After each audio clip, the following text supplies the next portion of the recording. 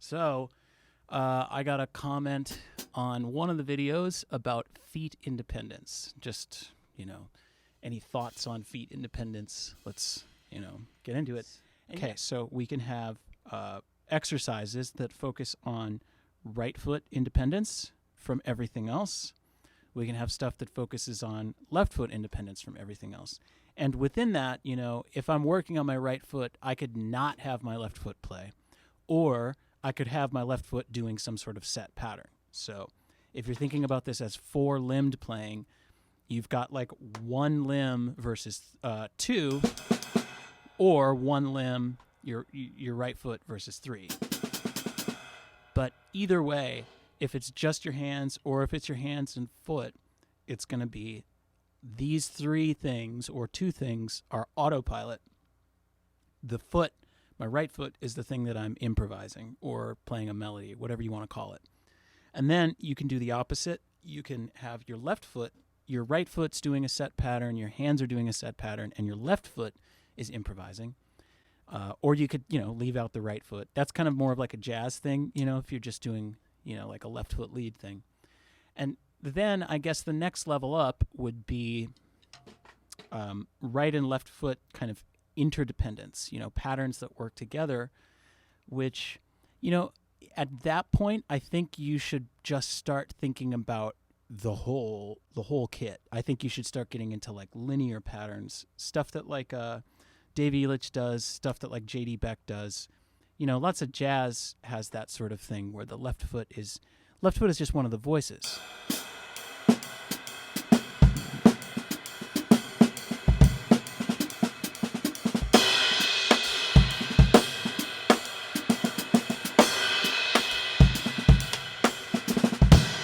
So when I'm playing that way, I'm not thinking like, all right, my bass drum is set and my left foot is set. It's really, I basically have this kind of ride cymbal going as the only thing that's really kind of not thinking. It's pretty much quarter notes. And then between the three of these voices, I've got, just kind of freedom to explore which one wants to be the melody. Okay, so let's say you're kind of beginner, you're just working on, you're probably going to start with bass drum as the thing you want to work on independence for. So honestly, the book Groove Exercises for the Drumset, available at thedrummerbrain.com/store, that book is really up until chapter 5. It's pretty much all bass drum independence exercises or interdependence exercises. Again, the difference between independence and interdependence, roughly speaking, interdependence is connected to notes, independence is between notes. So something like lesson 1, which is like kick, snare, then we have 2 kicks, and then we move the second kick. That is kind of an interdependent exercise because that bass drum is lining up with my right hand. But, it still is sort of an independence exercise because you're thinking sort of melodically with your bass drum. Your bass drum's like the lead instrument for that exercise. And it's the same way with lesson 2, same way with lesson 3. Then we get to lesson 4, and your bass drum is going between hi-hats. That's really a lot closer to like what most people would think of as independence,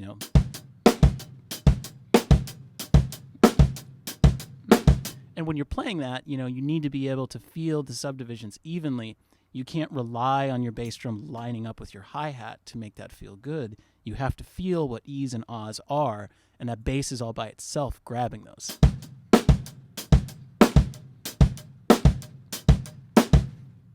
Make sense?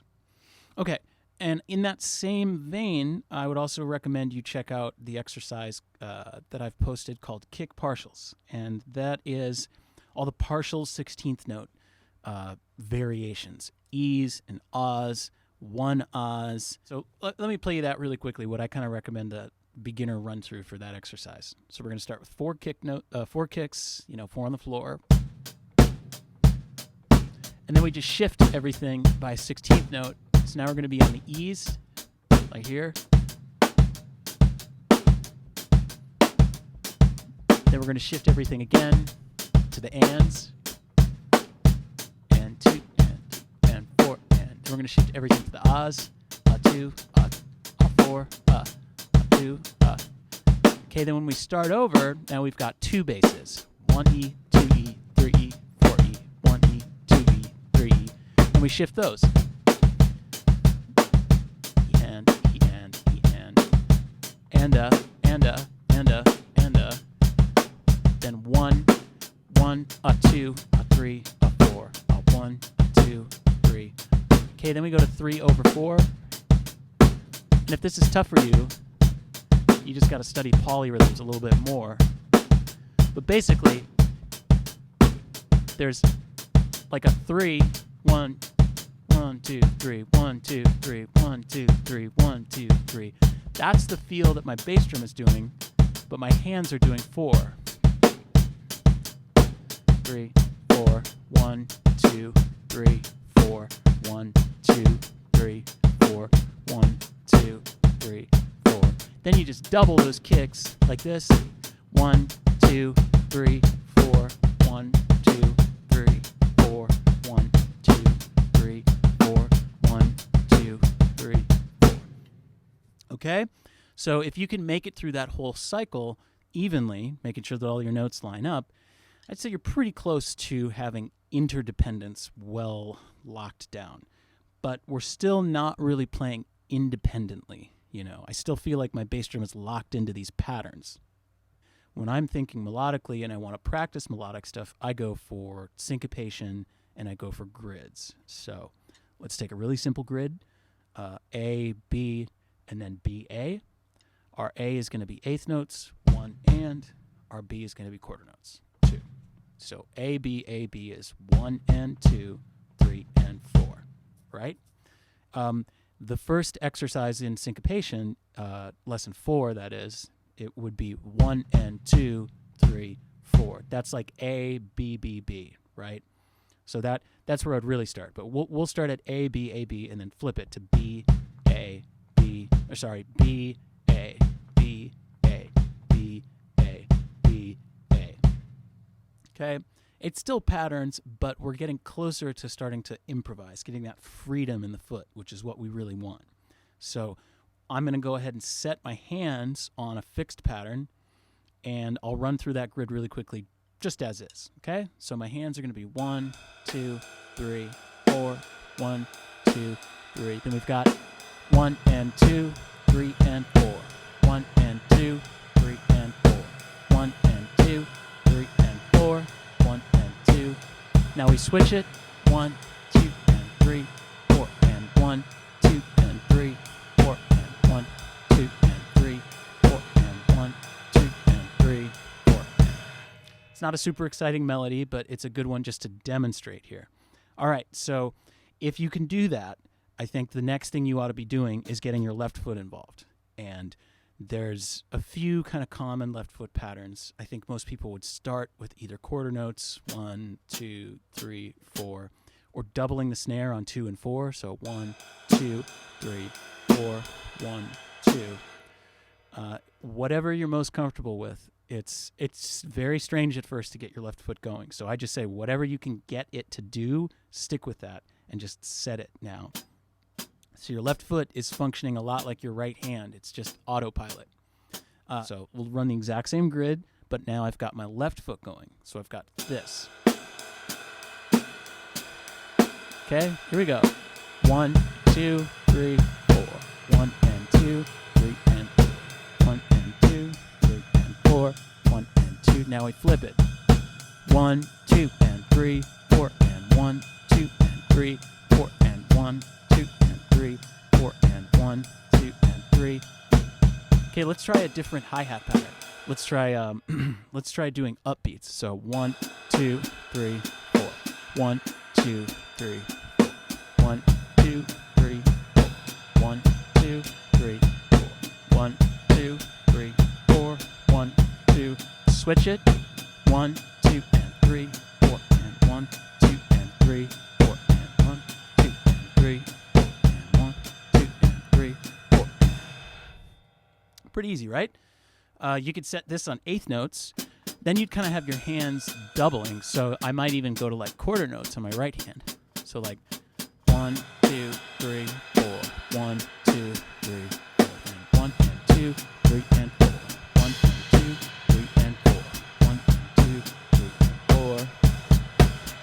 it. 1, 2, and 3, 4, and 1, 2, and 3, 4, and 1, 2, and 3, 4, and 1, 2, and 3, 4, and 1. Then once you're comfortable, I mean, you should really run like the whole syncopation set or a whole grid. But if you're comfortable, then you want to start incorporating, improvisation. So that means just making something up using what you just practiced. So I'm going to improvise with my bass drum. Here we go.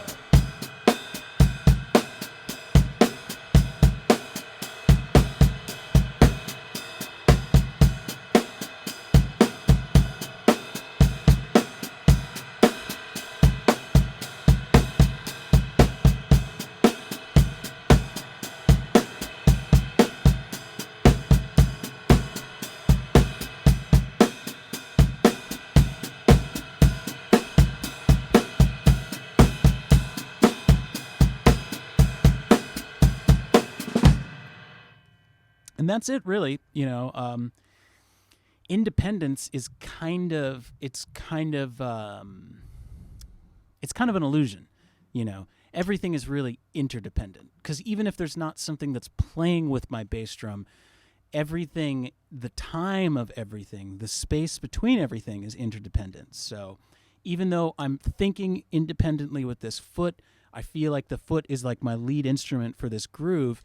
If my foot isn't synced up with everything else, which is interdependence, then it's not really happening. So I wouldn't say that there's much of a level past that. I think that the only thing higher than that is like smaller subdivisions, mixed subdivisions, So I think where you should be aiming for with foot independence is being able to, like I said with hands, hypothetically play every single subdivision at every single tempo and like not break a sweat. So let me kind of mess around with that.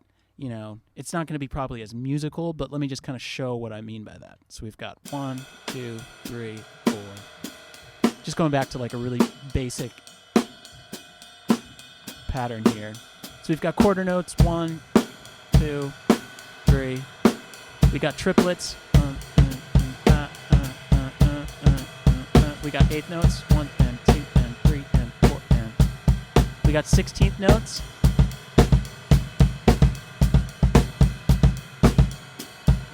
And then you got like triplets, Kind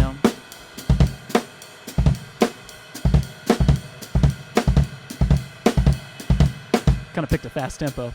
Okay, so I'm just going to kind of move between eighth notes, 16th notes, triplets, not just kind of indiscriminately. See where my independence level is at.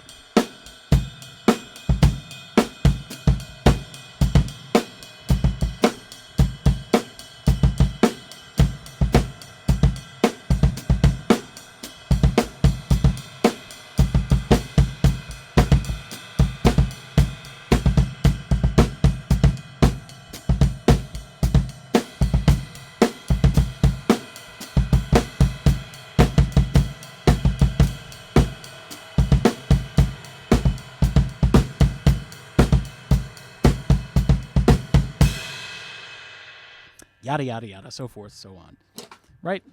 Not rocket science. Just find a tempo, find a pattern, stick with it. Once you feel like you've got it, push yourself, And if you're not making mistakes, you're not pushing yourself. Okay, so that's all right foot stuff. Let's flip it. Let's work on our left foot.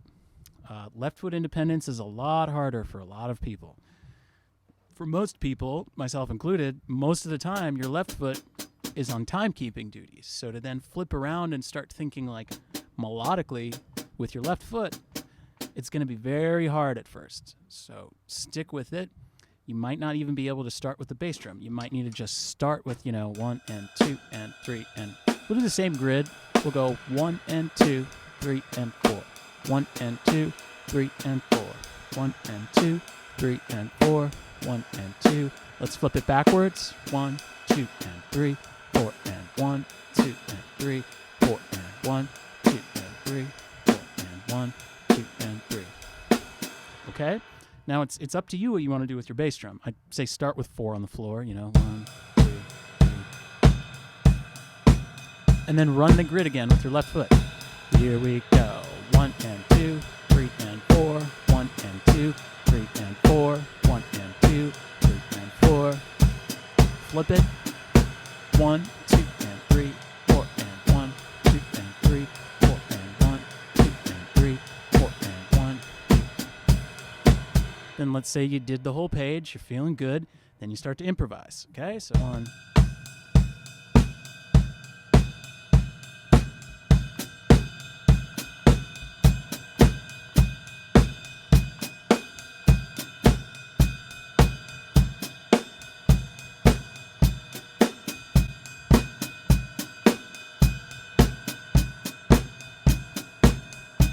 Woohoo, that's really tricky.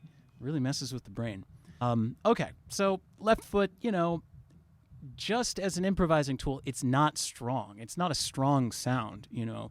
Where the left foot works a lot better if you're dealing with improvisation is like linear type of grooves. And again, this is most common in like a jazz setting.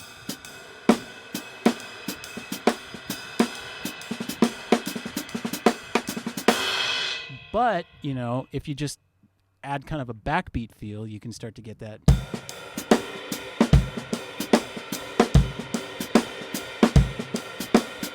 Can you speed that up?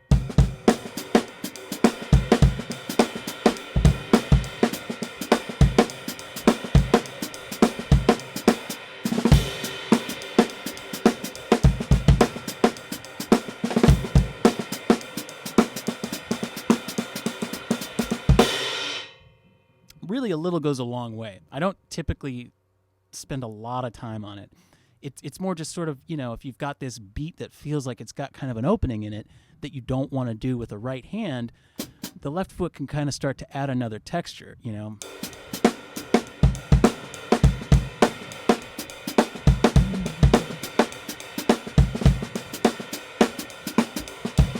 It's also like a cool fill.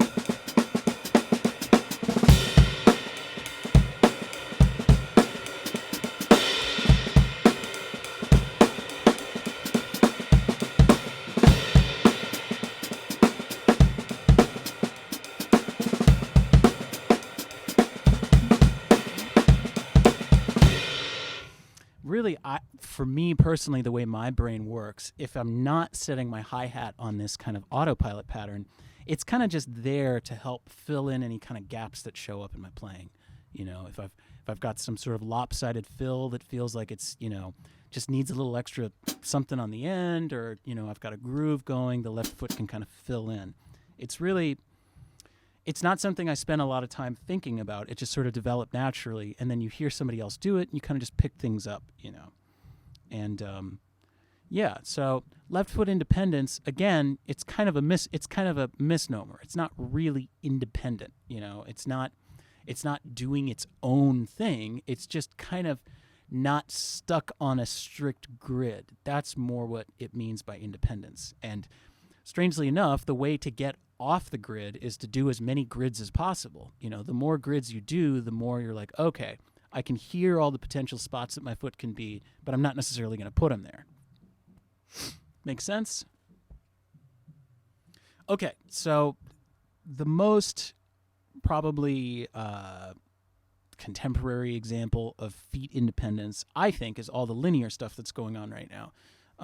And like the two biggest people I see doing this stuff, at least on, you know, Instagram, whatever, like Dave Elitch, JD Beck. And it's what I think a friend of mine called left foot lead playing. So it's almost like your left foot kind of takes the place of a bass drum pattern. Now there's kind of some weird linear math you got to do to get a pattern that sounds decent. So I think it's easier to kind of start with this and then work our way up to it. And I'm by no means an expert on this. Definitely check out Dave Elitch's stuff. There's a couple videos online about how to play like J.D. Beck, you know, if you're trying to get deeper into this stuff. But this is just sort of an introduction to it. So let's take a nice linear beat that's super easy to play, like 1.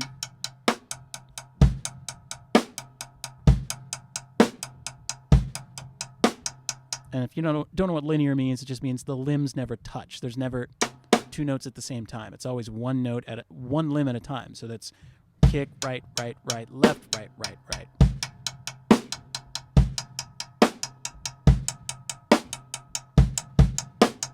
Okay, and that's going to be our little variation. Our variation is going to be kick.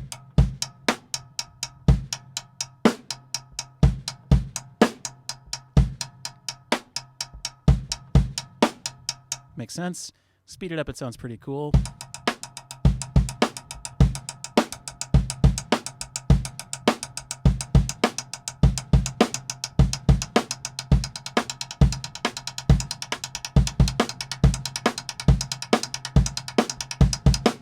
Pretty cool, right? Very modern. Okay, so all we're going to do is just lead with our left foot now. So instead of going, we're going to go.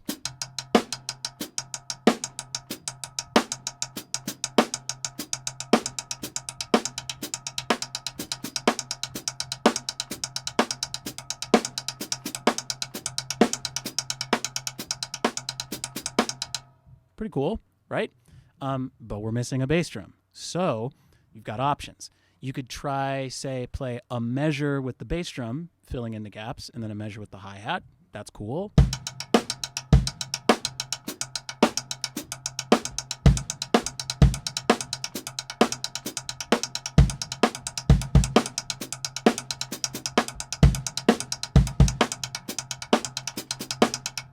It's pretty sweet. If you want to be a little bit freer, you can start to put bass and hi-hat within the same measure. So something like, whoop.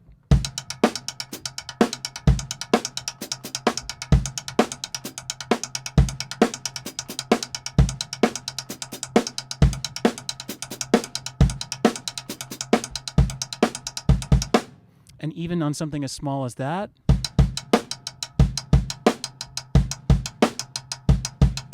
you can alternate between bass and hi-hat on just those two notes.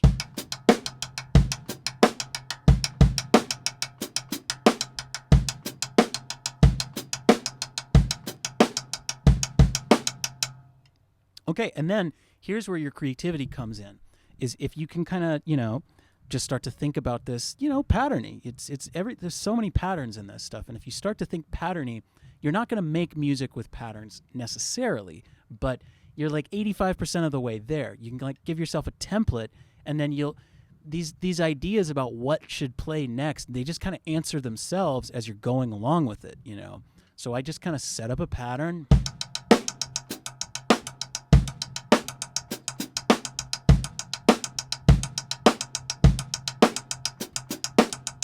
And then it's like, it's sort of like a weird math almost. It just, you feel enough bass drum that you're like, okay, let's play some hi-hat. And what you're doing here is you're thinking like your bass and hi-hat are, melodic instruments. And you're really playing with four limbs here. Your right and left hand are pretty set. They're pretty set. They don't have to be, but they're pretty set. And it's really a matter of your left and right foot kind of being the lead singers for your instrument, right?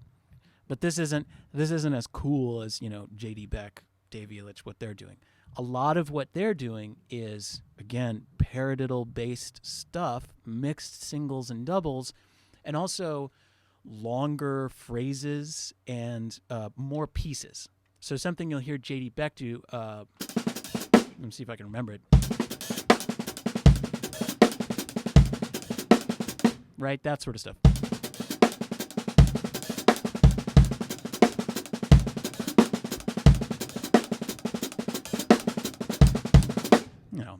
I'm no J.D. Beck, but that's basically what's kind of going on. And if you break that down into the pieces, what you've got is so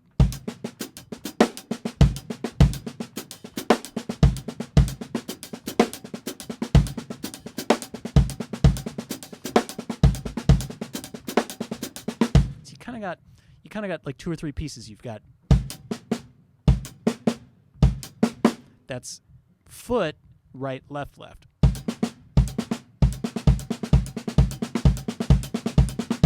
And then you can swap out your left foot. Right? That's pretty cool. But then you're going to need to find a way to get your left hand on the backbeat, which can't do three in a row. So you've got foot, right, left, foot, left. And then that's followed by that right, left, left. So, or kick, right, left, kick, left. And then you do what's essentially a paradiddle, but swapping out your foot for the first note. Put them together, it gives you this.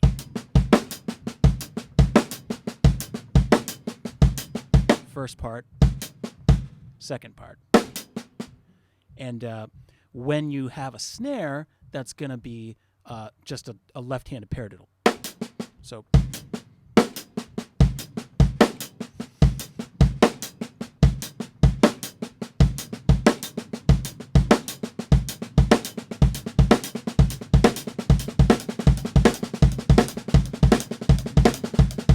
And then you go through it systematically again until you get that freedom.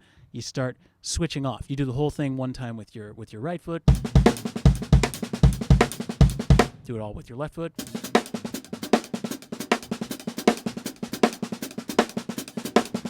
Then you start switching it off. See if you can go one measure right, one measure left.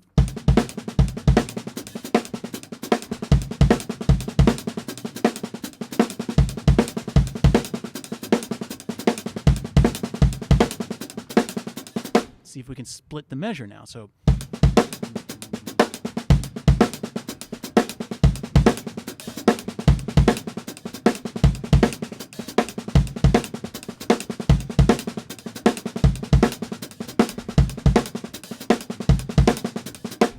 and then, if you're feeling good, I mean, you can go note for note. You can go. So. But that's a little too, I think that feels just like too patterny. I think the real goal, again, should be this sort of, it feels like you kind of start, it's like question and answer. I phrase enough questions that it just kind of feels like, okay, I just did 3 bass drums in a row, so let's switch to the hi-hat,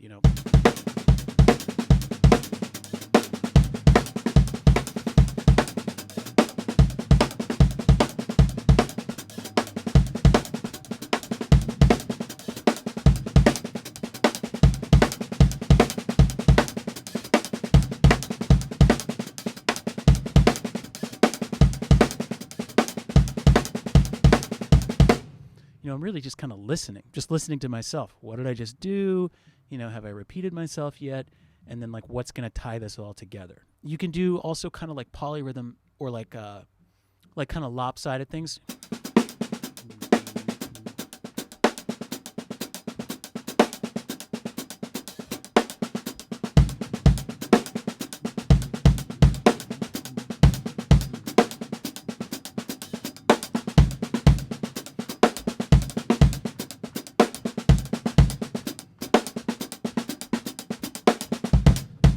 So what I'm doing is throwing in these bits of threes in there, but you have to do enough of them so that it resolves.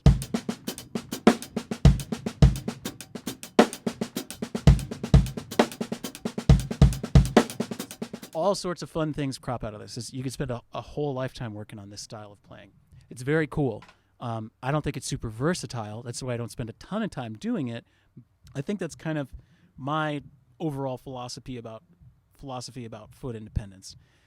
I think there's not really much of a thing as foot independence. There's just kind of higher levels of interdependence, and then somebody gets to improvise, and either that's your right foot, either that's your left foot, or that's your right foot and your left foot together. And then, the sort of highest level that you can get to is 4 limbs all working independently. Nobody's relying on anybody else to define where the groove is. Every single limb is holding its own weight in this in the groove, and that stuff shows up in linear playing, that stuff shows up in Latin playing, and that stuff shows up in jazz playing as well. But if you're creative, you can incorporate any of these different ideas into any style of playing, and that's sort of how I teach, which is here's the general methodology, and if you can be creative enough to apply it to what you're doing, you can make it work in anything, right? So that's going to do it, I believe. If you're looking for any of these exercises in kind of a longer form, check out the first 4 lessons from Groove Exercises. Those are on the YouTube channel under, I think just Groove Exercises is the playlist. Check out the exercise called kick partials. I believe that is on the YouTube as well. Paradiddle power, again, is basically groove exercises just with paradiddles over the top. So lesson 1 through 4 in paradiddle power, that's going to be another good exercise for your right foot independence. Left foot independence, something to practice. I'd say just do everything that you did with your right foot, but on your left foot, and set your right foot to something like 4 on the floor, you know. So all of this stuff can be found on the website. All of this stuff can be found on the YouTube channel. And, you know, if you're struggling with this, you can always DM me on Instagram at thedrummerbrain. You can email me at thedrummerbrain@gmail.com. And I think that's going to do it. So follow me on YouTube, follow me on Instagram, give a like, leave a comment. Always happy to see the comments. Always don't necessarily understand what some people are saying sometimes, but whatever. Keep it coming. Let's keep this rolling, guys. Thank you for your time. Happy drums to you. See you in a week. Adios.